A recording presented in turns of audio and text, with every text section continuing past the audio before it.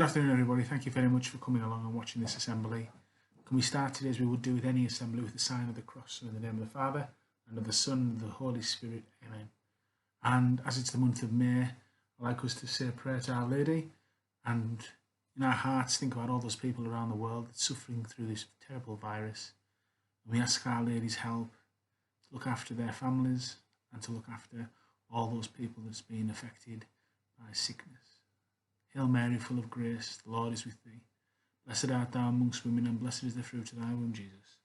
Holy Mary, Mother of God, pray for us sinners now and in the hour of our death. Amen. Before we begin today, can I just say a huge thank you to all those people that have sent in videos which have been used as part of our Marian presentation. Bring Flowers of the Rarest video that you've probably seen. It was beautiful to put together, so thank you for all of that. Also, thank you to those people that have sent in videos of their prayers to be used in the Rosary. It's fantastic to see the prayer lives within our homes, and also the Marian altars and the Marian art for our Marian gallery. I'll put something all together at the end with everything from May, so it's something for us to remember when we look back at this time and look back at the work, the hard work that our children have been doing during this very special month. Today we're going to be looking at another story about Our Lady. So far we've looked at Our Lady of Lourdes, and we've looked at Our Lady of Fatima, and we've looked at how Our Lady appeared to children. Now today's story is a bit closer to home, and Our Lady didn't just appear to a child or a group of children, she appeared to a group of people which included a child. So today we're going to be looking at Our Lady of Knock. So please enjoy.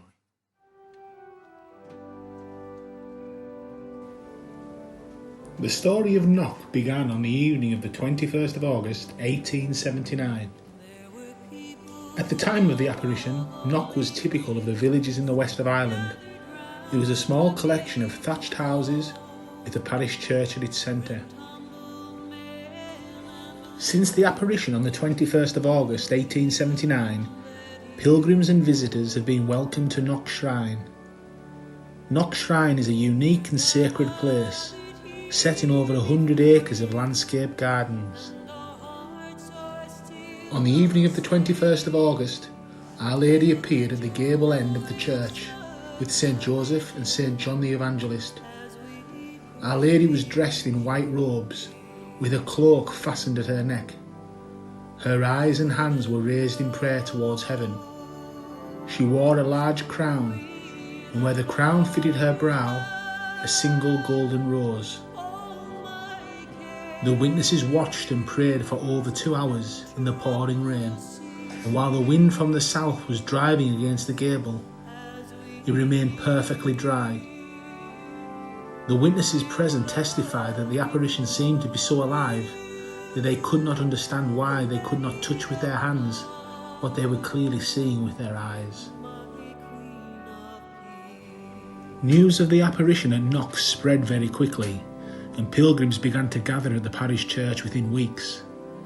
The first organised pilgrimages began as early as 1880. If we want to understand the story of Knock, we have to understand a bit of Irish history. In 1847, or what is known as Black 47 in Ireland, Ireland was under foreign rule.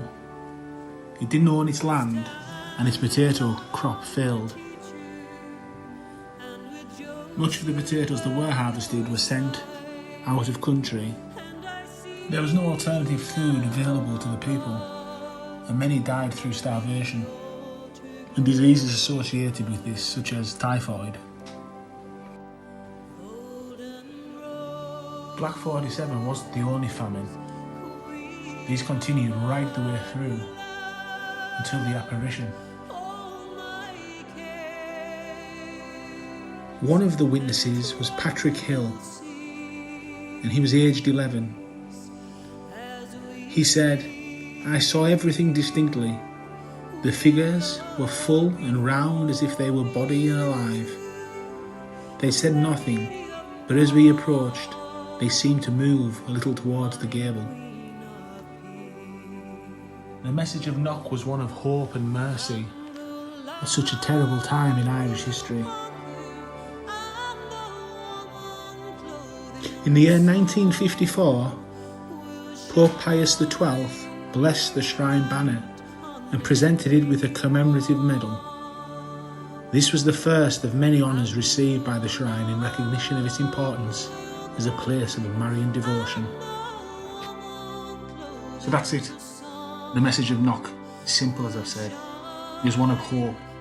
A horrible time in Irish history, Our Lady came to the people as a sign of hope and a sign of mercy. Our Lady was able to stand at the foot of the cross when Jesus crucified her own son. So it's only fitting that she can come and stand by us, her children, in our times of crisis. And Knock's a perfect example of that. So I would like us to think about all those people around the world that are suffering in this time of crisis. And recurring themes that we see through all of these stories is the importance of prayer. The importance of saying the rosary, not just because it's May, but a daily prayer. And I want us to think about those people. And I want us to take a little bit of time in our own lives and dedicate that prayer time to Our Lady, so she can continue to be a sign of hope for us all. So on our prayer hands, I want us to take our middle finger, a tall, important finger, and I want us to think about those important people in the world, i.e. those people that are making the decisions at the minute. And I want us to think about the hope that their decisions will give us all. Think about these people and hope that our Blessed Mother can inspire. So, Hail Mary, full of grace, the Lord is with thee. Blessed art thou amongst women, and blessed is the fruit of thy womb, Jesus. Holy Mary, Mother of God, pray for us sinners now and at the hour of our death. Amen. Saint Margaret Mary, pray for us. In the name of the Father, and of the Son, and of the Holy Spirit. Amen. Thank you very much for watching this week. We have one more Marian Assembly next week, so please come along and watch that. Also, as I have mentioned, there's no poetry challenge this month. It's a prayer challenge. Thank you for those people that have sent in their Hail Holy Queens. Lovely to see some more of those, and then there'll be a very special challenge set against all of these assemblies over the half term. So please keep doing all that you're doing. It's absolutely amazing, the work. Remember, you have Miss Robinson's Internet Safety Whole Scale Challenge. You have Miss Turner's Lockdown Recipe Book, which is a perfect opportunity for us to show service. Always remember our key principles: knowledge, aspiration, service, and prayer. Service, because what we hope to do with these is at the end of the lockdown, get all of these printed into a book as a lockdown recipe book, and then sell them, and any of the proceeds raised from selling these books will go to a charity.